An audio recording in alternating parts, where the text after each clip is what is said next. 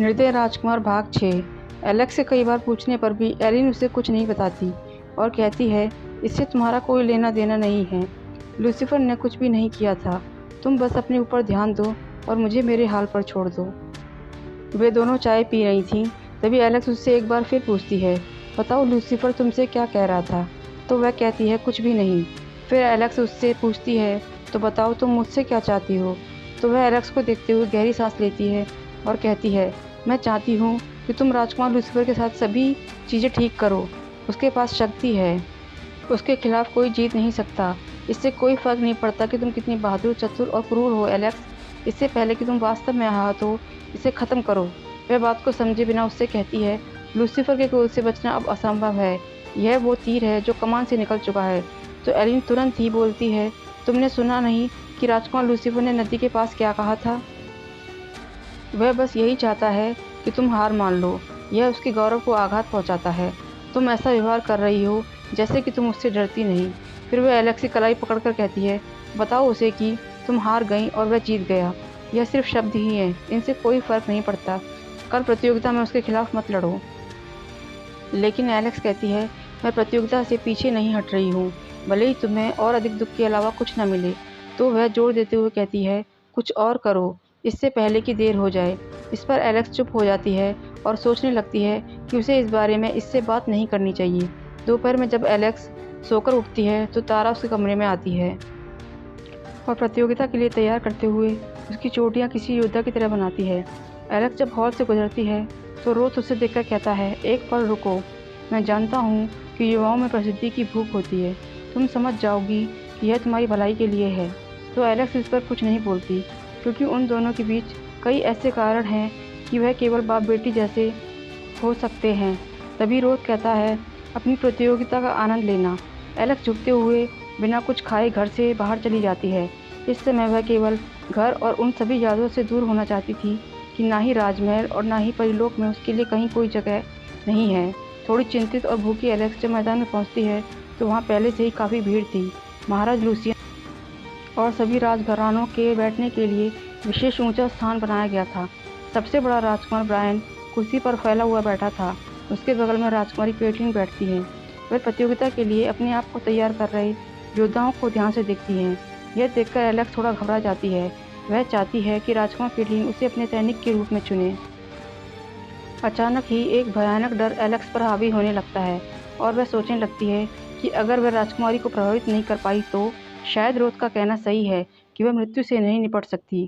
अगर वह आज कठिन प्रयास नहीं करेगी तो वह खुद भी जान नहीं पाएगी कि वह अच्छी है या नहीं। एलेक्स का समूह सबसे युवा है, इसलिए उन्हें पहले जाना है। उनके प्रशिक्षण के हथियार स्टील के बजाय लकड़ी के हैं। तभी एलेक्स अपना नाम फुसफुसाते हुए सुनती है तो वह इधर उधर देखती है। सभी की निगाहें एलेक्स पर थी कि राजकुमार लूसीफर पर हाथ डालने के बाद उसका अगला कदम क्या होगा। वह मैदान के उस पार लूसीफर और उसके दोस्तों को खड़ा हुआ देखती है। लूसीफर ने चांदी का कवच पहना हुआ था। डैनियल उसे देखकर मुस्कुराता है तो वह जवाब में न मुस्कुराकर उसे संतुष्टि नहीं देती।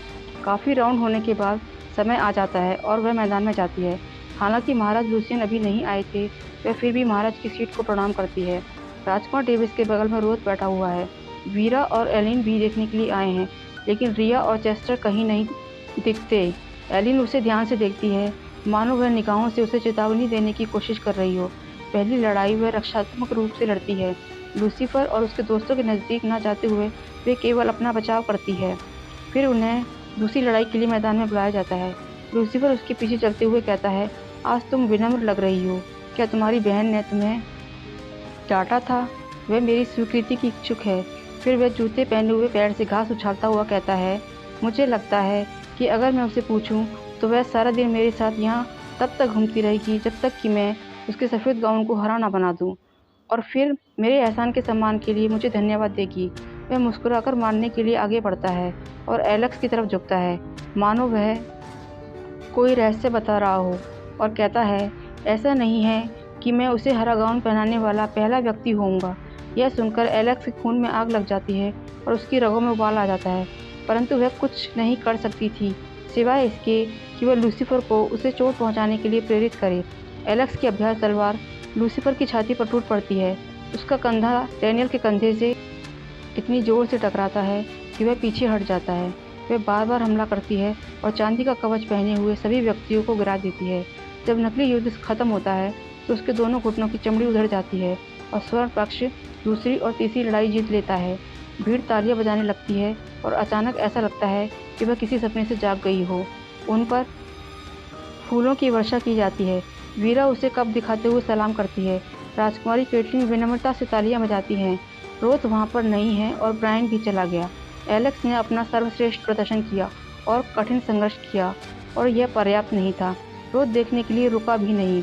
उसके कंधे झुक जाते हैं और सबसे बुरी बात यह थी कि जब वह मैदान से बाहर जाएगी तो लूसीफर उसका इंतजार कर रहा होगा।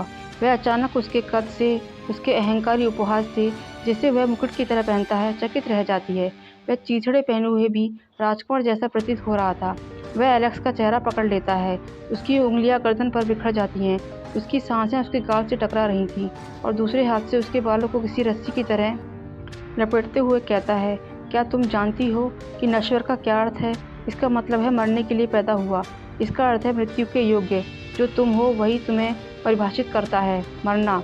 और फिर भी तुम यहाँ खड़ी हुई हो मेरा विरोध करने के लिए, भले ही अंदर से बाहर तक तुम सड़ चुकी हो। क्या तुम्हें सचमुच लगता है कि तुम मुझसे जीत सकती हो, परी के राजकुमार से? तो एलेक्स कहती है, नहीं। उसकी आंखें गुस्से से उबल रही थीं और वह कहता है, तो तुम्हें इतना तो पता है कि किसी जानवर को अपने शिकारी से डरना चाहिए। अच्छा, अब मुझसे माफ़ी मांगो। वह अपने आप को उसके चंगुल से छुड़ाने की कोशिश कर रही थी। वह भूखी आंखों और एक छोटी भयानक मुस्कान के साथ उसे घूरता है। फिर वह उसके बाल छोड़ता है और वह लड़खड़ाते हुए मुक्त हो जाती है। उसकी नज़र एलिन पर जाती है जो जैक के साथ खड़ी हुई थी। वह उसकी तरफ विनती भरी नज़रों से देखती है, मानो उसे ही बचाना है। तभी लूसीफर खुद से ही खुश होते हुए कहता है, अपने घुटनों पर बैठ जाओ। उसका क्रोध ग्लानि में बदल गया जब एलेक्स ने उससे कहा, निवेदन करो मुझसे, इसे सुंदर और मेरे योग्य बनाओ। सभी बच्चे खड़े हुए देख रहे थे कि किस तरह से एलेक्स का पतन होगा। जब से एलेक्स उसके सामने खड़ी है तब से वे इसी शो की उम्मीद में हैं। वह फिर से कहती है, निवेदन करो। एक पल के लिए वह आश्चर्यचकित दिखता है, लेकिन जल्द ही उसकी जगह और भी अधिक द्वेष आ जाता है और वह कहता है, तुमने मुझे ललकारा 1 से ज़्यादा बार। तुम्हारी एकमात्र आशा यह है कि तुम स्वयं को सबके सामने मेरी दया पर छोड़ दो। ऐसा करो, नहीं तो मैं तुम्हें तब तक चोट पहुंचाता रहूंगा जब तक कि चोट पहुंचाने के लिए कुछ नहीं बचेगा।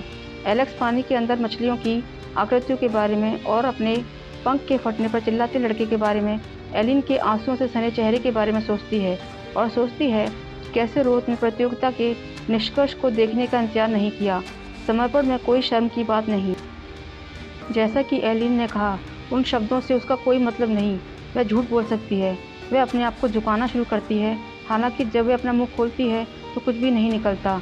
तो वह सोचती है कि वह नहीं कर सकती और तभी वह उसकी काली आंखों में देखते हुए कहती है, तुम्हें लगता है कि तुम मुझे अपमानित कर सकते हो तो तुम मुझे नियंत्रित कर सकते हो? ठीक है, जब से तुम्हें हमारे साथ पढ़ाया जाने लगा मुझे लगता है तुम मूर्ख हो। मुझे एहसास कराने का तुम्हारा तरीका कि मैं तुमसे कमतर हूँ और तुम्हारे अहंकार को शांत करने के लिए मैंने खुद को छोटा बना लिया। मैंने अपना सर झुका लिया, लेकिन यह तुम्हारे लिए मुझे और एलिन को अकेला छोड़ने के लिए पर्याप्त नहीं था। इसलिए मैं अब ऐसा नहीं करने जा रही हूँ। मैं अब अवज्ञा करती रहूँगी। मैं तुम्हें ललकारती रहूँगी। मैं अपनी अवज्ञा से तुम्हें लज्जित करने जा रही हूँ। तुम मुझे याद दिलाते हो कि मैं एक नश्वर प्राणी हूँ और तुम परी के राजकुमार। खैर, मैं तुम्हें याद दिला दूँ कि इसका मतलब है तुम्हारे पास खोने के लिए बहुत कुछ है और मेरे पास कुछ भी नहीं। तुम मुझे जकड़ सकते हो, मुझे चोट पहुँचा सकते हो, लेकिन मैं यह सुनिश्चित करूँगी कि नीचे जाते समय तुम वह सब कुछ खो दोगे जो मैं तुमसे ले सकती हूँ। मैं तुमसे यह वादा करती हूँ। वह उसी के शब्दों को उस पर पलटती है। यह सबसे कम है जो मैं कर सकती हूँ। लूसीफर उसे ऐसे देखता है मानो इससे पहले किसी ने कभी उससे इस तरह की बात नहीं की हो। वह उसे ऐसे देखता है मानो उसने उसे पहले कभी नहीं देखा हो। वह उसके पास से मुड़ती है और चलना शुरू कर देती है। वह आधी उम्मीद करती है कि लूसीफर उसका कंधा पकड़ेगा और ज़मीन पर गिरा देगा। आधी उम्मीद करती है कि वह उसके गले में सूखे जामुन की माला ढूंढेगा, उसे तोड़ेगा और ऐसे शब्द बोलेगा जो उसे वापस रंगने पर मजबूर कर देंगे। लेकिन वह कुछ नहीं कहता। उसे महसूस होता है कि उसकी नज़र उसकी पीठ पर है। वह बस इतना ही कर सकती है कि वह भागे नहीं। वह एलिन और जैक की तरफ देखने का साहस नहीं करती, लेकिन उसे अलीशा की एक झलक मिलती है जो खुले मुंह से उसे घूर रही है। डैनियल गुस्से में दिख रहा है। उसके हाथ उसकी बगल में मुट्ठियों में जकड़े हुए हैं।